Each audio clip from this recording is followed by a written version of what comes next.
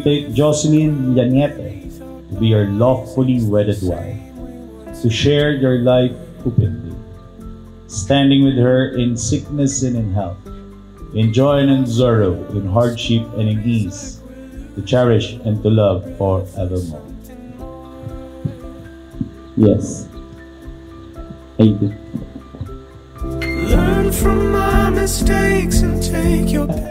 Do you take Neil Mar Sarabusab to be your lawfully wedded husband, to share your life openly, standing with him in sickness and in health, in joy and in sorrow, in hardship and in ease, to cherish and to love forevermore? I do. Leave me in my own skin, in which I was born. Narinig mo ba yung tono ni Jocelyn? Yung boses na? Malumanay na. Mahinahon, di ba?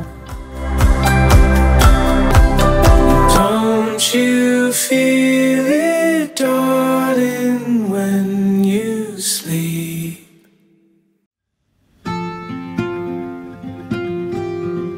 Ika nga, lahat tayo nagprepara, lahat tayo gumising na maaga, pero bagkusta dahil sa mga maraming pagsubok, nandito pa rin tayo upang masaksihan ang pag-iisang dibdib ni Neil at ni Jocelyn. Clouds, one-time towns, strangers dancing in the daylight, wild winds and summer flings saying, see you somewhere on the timeline. But she said,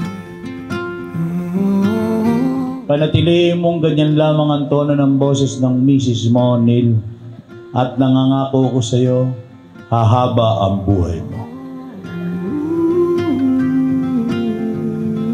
Araw-araw, alagaan kita. Hindi ko kaya na malungkot ka na kahit saglit lang. Gusto ko tuwing makita mo lang, lagi ka lang natin. Mahal na mahal kita. perfect pile of you would follow for forever. She said,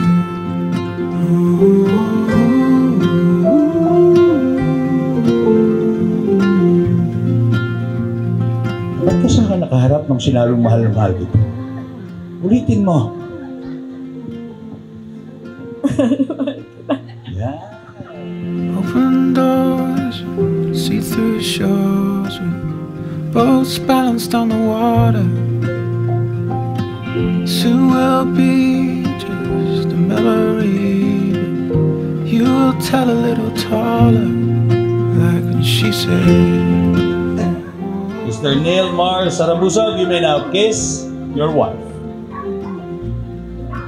Mr. and Mrs. Neil Mar and Jocelyn Sarabusab, please give them a round of applause.